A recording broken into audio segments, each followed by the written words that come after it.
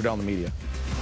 Hey, Darvin, how were you managing the minutes and trying to figure out the swings when you're down by 20, get up 13, and LeBron and AD had played most of the second half? What were you trying to figure out there as you got down to crunch time? I mean, just strategically trying to see how we can wisely use our timeouts and, give them breaks that way. It's hard because you don't want to – it's twofold. These guys on the court, and I mentioned it after the Detroit game, you have guys that are in a good rhythm together, so you don't want to disrupt that.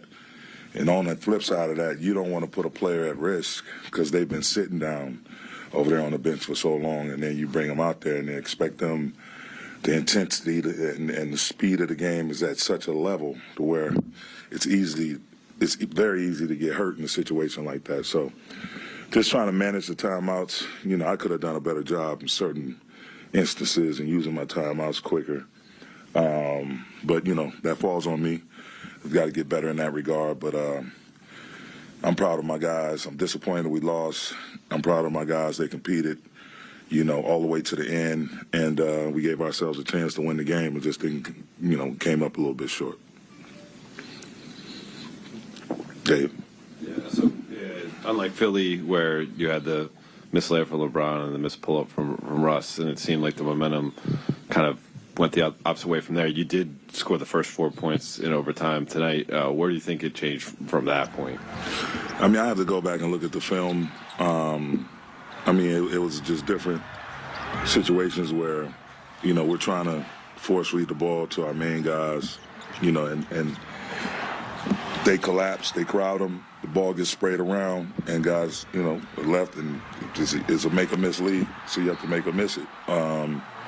And those are good looks. And the biggest thing is, once we go back and look at the film, is to see if we can get this a second or third action quicker. And then that doesn't mean that the ball won't come back to the person that we want to have it. But just getting the things quicker. And it's tough. It's a hard-fought game. Guys are fatigued. And the gin up that pace like that is like – we're human, and you're going to need breaks. You're not going to need to, take deep breaths and try to regather yourself, especially, you get to overtime, and now you got to play another additional 5 minutes, and certain guys have been on the floor the entire fourth quarter, so it's why it's hard. That's why you got to be thankful when you get a W in the NBA, man. It's a tough league, especially against a team like that. One false move, they're going to make you pay, so it's just a matter of getting the things quicker. Darvin, to drill a little bit down on what Mike was asking, you had the same lineup the whole fourth quarter, most of the overtime.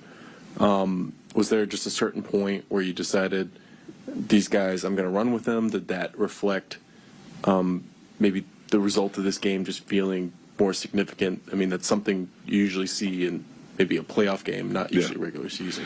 Yeah, it was, it's one of these games where you look back when we played Milwaukee, and I'm just speaking on us personally.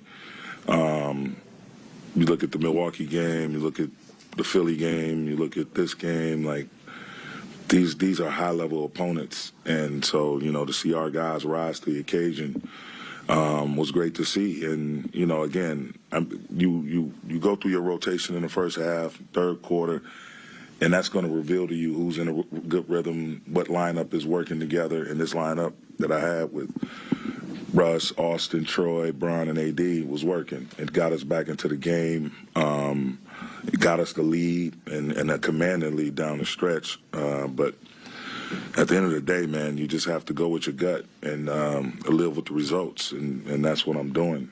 It just... Another, additional point, and for anyone that was prepared to ask this question, it's what I told the team after the game is, everybody could talk about free throws, this and that, but whether it's Boston or the Sixers, whoever, the thing we can't do is spot teams 15, 17, 20-point leads, give up 30-plus points per quarter in the first half. Like, we have to do a better job of coming out and from the tip off,